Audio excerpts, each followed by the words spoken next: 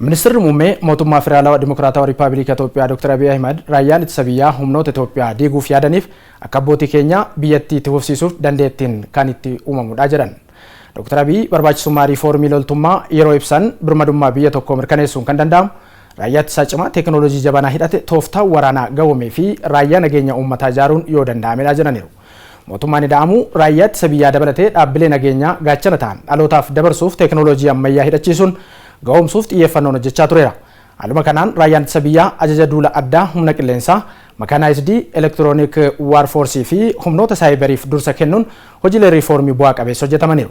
Mul'anni kun har'a hojiitti hiikamee raayyaan teekinooloojii hidhate Itoophiyaa irra darbee naannawichaaf ga'u ijaaruun danda'ameera. Raayyicha meeshaalee waraanaa ammayyaa teekinooloojii barnootaaf leenjiin gahoomuun wayita ammaa Itoophiyaa irra darbee naannawichatti humna hin raafamne ta'eera. Raayyaan ittisa biyyaa dachee fi samii irratti meeshaa ammayyaa hidhachuun teekinooloojii dirooniin sochii diinotaa dursee ittisuu fi odeeffannoo walitti qabuun ga'umsa olaanaa ijaareera.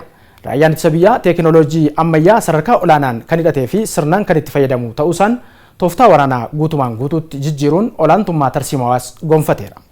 Dhaabbileen nageenya Itoophiyaa saayinsii loltummaa ammayyaa teekinooloojii fi hidhannoo ammayyeessuun sodaa keessaa fi alaa jalqabarraa fashaleessuun ol ka'iinsa tarsiimawaarra qaqqabu firiin ormis sirnicha hubateera.